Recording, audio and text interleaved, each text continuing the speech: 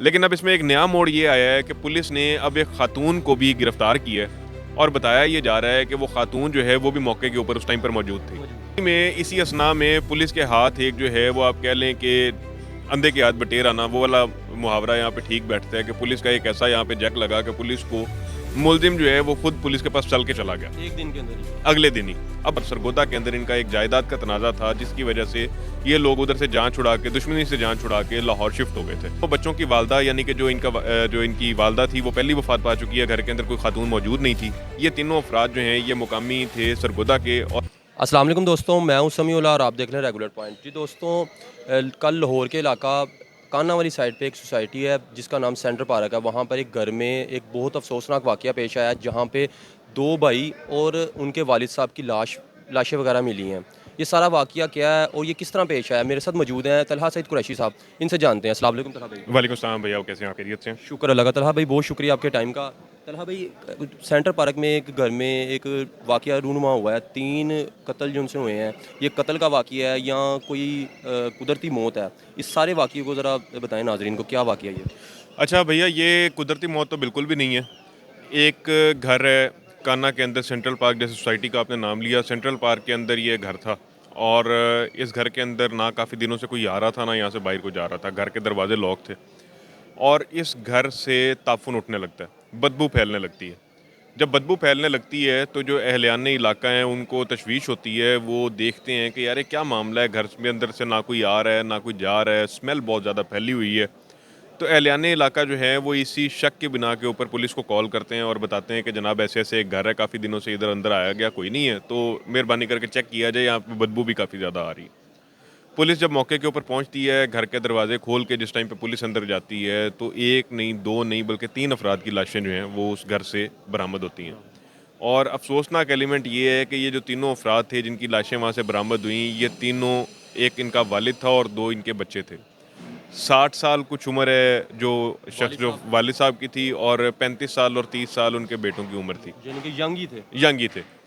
इन दोनों बच्चों की वालदा यानी कि जो इनकी वालदा थी वो पहली वफात पा चुकी है, घर के अंदर कोई खातून मौजूद नहीं थी। ये तीनों अफराद जो हैं ये मुकामी थे सरगोदा के, और सरगोदा के अंदर इनका एक जायदाद का तनाज़ा था जिसकी वजह से ये लोग उधर से जान छुड़ा के, दुश्मनी से जान छुड़ा के लाहौर शिफ्ट हो गए थे। कितने अरसे से लाहौर शिफ्ट है ये? अच्छा, जो हमें पता लगा है वो ये कि ये तकरीबन कोई अरसा 2 साल से शायद ये लाहौर में रह रहे थे, इसी जगह के ऊपर रिहाइश पजीर थे और ये कोई क्लियरेंस वगैरह का काम करते थे। अब आते हैं इस मामले की तरफ कि जिस टाइम पे पुलिस घर में दाखिल हुई है तो इनको इंतहाई बोसीदा हालत के अंदर 3 लाशें मिलती हैं। तीनों लाशें जो हैं, जैसा कि मैंने आपको बताया, वालिद की और 2 बेटों की थी और बड़े ही बेईमाना किस्म के तशद्दुद से इनको कत्ल किया गया। इनको पहले रस्सियों से बांधा गया था, उसके बाद तेज़ धार आले से इनको कत्ल किया गया। ये जिस टाइम के ऊपर पुलिस ने सारी सूरत-ए-हाल देखी, सारा कुछ मामला जो है इसको तफ्तीश करना शुरू किया, इसको चेक करना शुरू किया, सामने आया कि ये जो बंदे हैं ये बेसिकली सरगोदा के थे, लाहौर के अंदर यहाँ पे सेटल हो गए थे, यहाँ पे रह रहे थे। पुलिस ने इसको डिफरेंट एंगल से तफ्तीश करना शुरू कर दी क्योंकि ये एक अंधे तेहरे कत्ल की वारदात थी जिसके अंदर कोई भी अभी तक मुद्दई भी सामने नहीं आया था क्योंकि इनके रिश्तेदार भी सारे सरगोदा थे।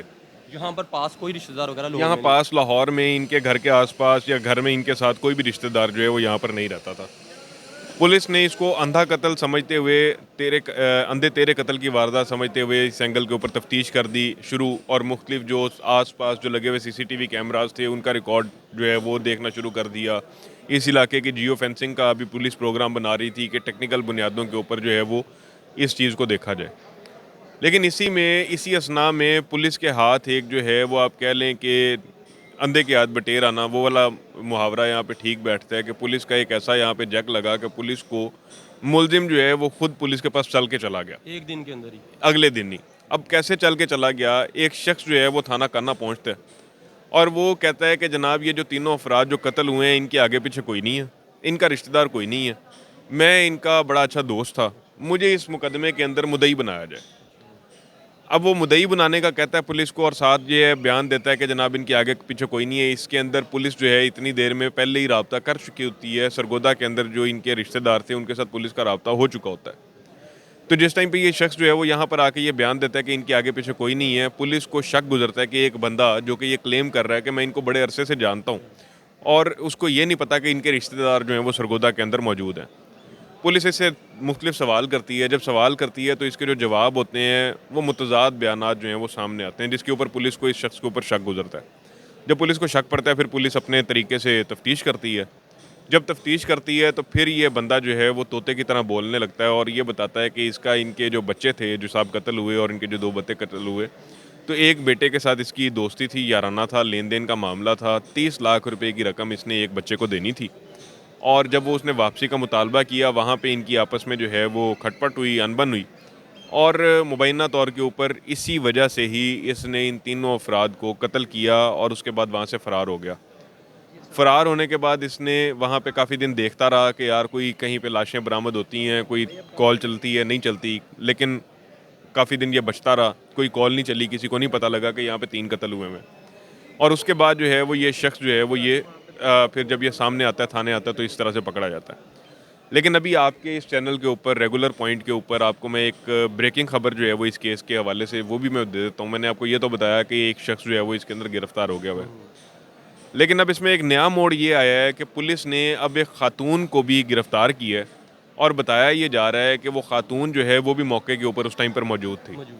लेकिन अब उस खातून का क्या रोल था, क्या वो इसकी शरीक मुलजिमा थी या वैसे खातून वहाँ पे किसी चक्कर के अंदर गई हुई थी, या क्या मामला था क्या नहीं था, उसका इस कत्ल की वारदात के अंदर क्या किरदार था, ये सारी चीज़ें अभी इन्वेस्टिगेट होना बाकी तलहा है। भाई 3 कत्ल हुए हैं, ठीक है, तो एक शख्स ने तो नहीं किए होंगे, ये तो पुलिस तफ्तीश करेगी मजीद, अभी पता लगेगा। आपको क्या लगता है कि एक बंदे ने कत्ल किया होगा कि और भी इसमें मुलविस हैं लोग? अच्छा देखें भैया, हम ना असल में जब भी हम लोग कैसे कोई भी क्राइम हमने काफ़ी ज़्यादा कवर किए हैं, क्राइम स्पॉट्स काफ़ी ज़्यादा कवर किए हैं, तो आप तो 3 बंदों की बात कर रहे हैं, यहाँ पे एक एक बंदे ने 10-10 बंदे भी मारे हुए हैं। अब इन बंदों को किस तरह से मारा गया, क्योंकि मैंने जैसे आपको पहले बताया कि ये रस्सी से बांधे हुए थे।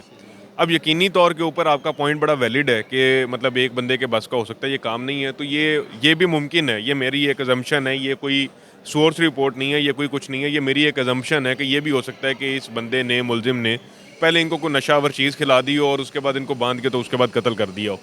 अब खातून जो मैंने जैसे आपको बताया है कि गिरफ्तार हुई है, तो इसका किरदार भी बहुत अहम हो सकता है।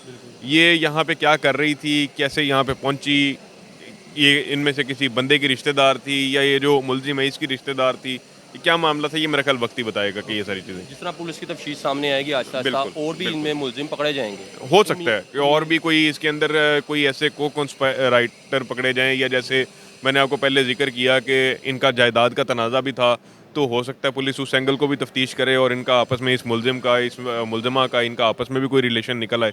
तो ये तमाम तरह भी जो हैं वो चीज़ें कहना कबल अज़ वक्त हैं और ये अजम्पशंस की बुनियाद के ऊपर बात की जा सकती है, लेकिन ये इसकी तफ्तीश होगी मज़ीद और ये जब आगे तफ्तीश चलेगी यकीनी तौर के ऊपर इसमें बहुत सारी चीज़ें लेकिन अब निकलना इसको बाकी अंधा कत्ल नहीं कह सकते, हाँ, क्योंकि अब इसको मुलजिम अंधा को पकड़ कत्ल लिया। नहीं कह सकते क्योंकि एक मुलजिम पहले गिरफ्तार हो गया, उसके बाद एक मुलजिमा भी गिरफ्तार हो गई। कहीं ना कहीं क्लू जो है वो तो पुलिस को मिल गया है, तो यकीनी तौर के ऊपर अब इसको अंधा कत्ल तो नहीं कहा जा सकता। तो अब देखना ये है कि ऊँट किस करवट बैठता है, आगे कहानी क्या निकलती है। जी, बहुत शुक्रिया तलहा भाई आपका। जी तो दोस्तों, तलहा भाई से पूछा है, उन्होंने बताया कि एक ब्रेकिंग न्यूज़ भी दी है कि इसमें एक औरत भी पकड़ी गई है और वो जो लड़का था जिसने कत्ल किया वो भी पकड़ा गया है। ठीक है, मज़ीद जो CS की जो मालूमात है वो हम जानेंगे, पुलिस की रिपोर्ट जैसे ही आएगी और आपको बताएंगे। कमेंट्स बॉक्स में अपनी राय से ज़रूर आगाह कीजिएगा। इसी के साथ हमें दीजिए इजाज़त। अल्लाह हाफ़िज़।